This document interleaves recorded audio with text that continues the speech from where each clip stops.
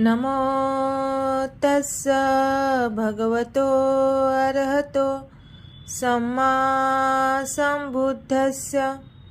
नमस्कार मित्रांनो, धम्मसेवक या यूट्यूब चॅनलमध्ये आपले मनपूर्वक स्वागत आहे। मित्रांनो, आज आपण जाणून घेणार आहोत श्रावण पौर्णिमेचे महत्त्व। श्रावण महिन्यात येणारी पौर्णिमा ही भारतीय संस्कृतीत अत्यंत महत्त्वाची मानली जाते। पावसाळ्याच्या निसर्गरम्य काळ, हिरवळ, शीतल वातावरण आणि आकाशात पूर्ण चंद्राचे तेज हे सर्व मनाला शांतता आणि प्रसन्नता देतात। बौद्ध परंपरेच्या दृष्टीने हा काळ विशेष महत्त्वाचा आहे। पावसाळ्याच्या काळात भिक्खू संघासाठी वर्षावासाचा काळ सुरू असतो।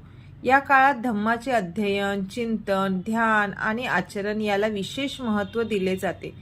मित्रांनो, श्रावण पौर्णिमा आपल्याला एक सुंदर संदेश देते। जसा पौर्णिमेचा चंद्र अंधार दूर करून प्रकाश पसरवतो, तसा धम्माचा प्रकाश आपल्या मनातील अज्ञान, क्रोध, लोभ आणि द्वेषाचा अंधार दूर करू शकतो।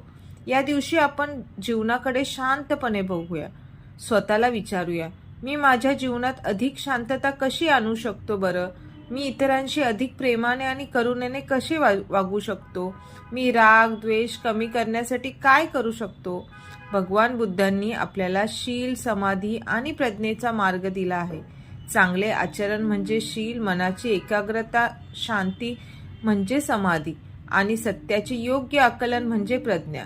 श्रावण पौर्णिमेच्या या दिवशी आपण संकल्प करूया, मी सत्याचा मार्ग स्वीकारेन, मी कोणालाही जाणीवपूर्वक दुःख देणार नाही, मी प्राणीमात्रांशी मैत्री आणि करुणेची भावना ठेवेल, मी माझ्या मनातील राग आणि द्वेष कमी करण्याचा प्रयत्न करेल आणि तथागत भगवान बुद्धांचा धम्म माझ्या दैनंदिन जीवनात आचरणात आणेल।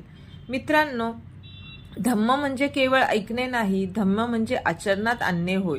या श्रावण पौर्णिमेच्या पवित्र दिवशी आपण सर्वांनी मिळून धम्माचा प्रकाश आपल्या जीवनात आणूया। सर्व प्राणी सुखी होत, सर्व प्राणी निरोगी होत, सर्वांचे जीवन मंगलमय हो। सब्बे सत्ता सुखिता होतु भवतु सब मंगलम, भवतु सब मंगलम, भवतु सब मंगलम। आपल्याला हा व्हिडिओ आवडला असेल तर धम्मसेवक यूट्यूब चॅनलला नक्की सबस्क्राईब करा, लाईक करा आणि शेअर करा। नमो बुद्धाय, जय भीम।